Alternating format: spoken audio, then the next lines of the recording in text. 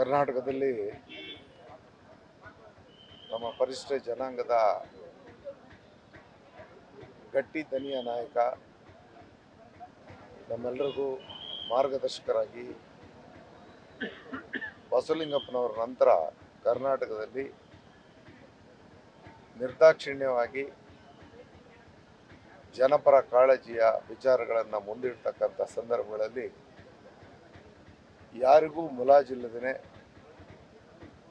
ದಲಿತರ ಹಕ್ಕುಗಳ ಸಂರಕ್ಷಣೆಗಾಗಿ ಹೋರಾಟ ಮಾಡಿ ಇಂದು ಆ ಹೋರಾಟ ಅಂತ್ಯ ಆಗಿದೆ. ಅಂಥ ಒಬ್ಬ ನಾಯಕ ಕರ್ನಾಟಕದಲ್ಲಿ ಮತ್ತೆ ನಾವಿವತ್ತು ಕಾಣಲಿಕ್ಕೆ ಸಾಧ್ಯ ಇಲ್ಲವೇನೋ ಅನ್ನೋಂಥ ಪರಿಸ್ಥಿತಿ.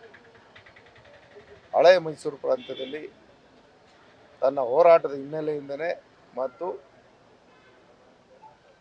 ದಮನಿತರ ದನಿಯಾಗಿ ಜವಾಬ್ದಾರಿಯನ್ನು ನಿರ್ವಹಿಸ್ತಕ್ಕಂಥ ಒಂದು ಪ್ರಾಮಾಣಿಕ ಪ್ರಯತ್ನವನ್ನು ಮಾಡಿ ಬಾಬಾ ಸಾಹೇಬರ ದನಿಯಾಗಿದ್ದು.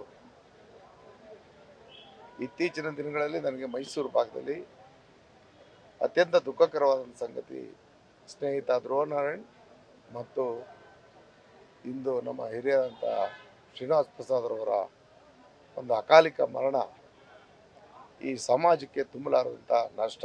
ಮತ್ತು ಇವರು ಯಾರು ಒಂದು ವರ್ಗಕ್ಕಾಗಿ ದುಡಿದವರಲ್ಲ, ಎಲ್ಲರ ಜೊತೆ ಸ್ನೇಹಮಯಿಯಾಗಿ ಪ್ರಾಮಾಣಿಕತೆಯಿಂದ ಒಂದು ರಾಜಕೀಯ ಜೀವನದುದ್ದಕ್ಕೂ ಕಳಂಕ ರಹಿತರಾಗಿ ಬದುಕಿದ್ದಾರೆ.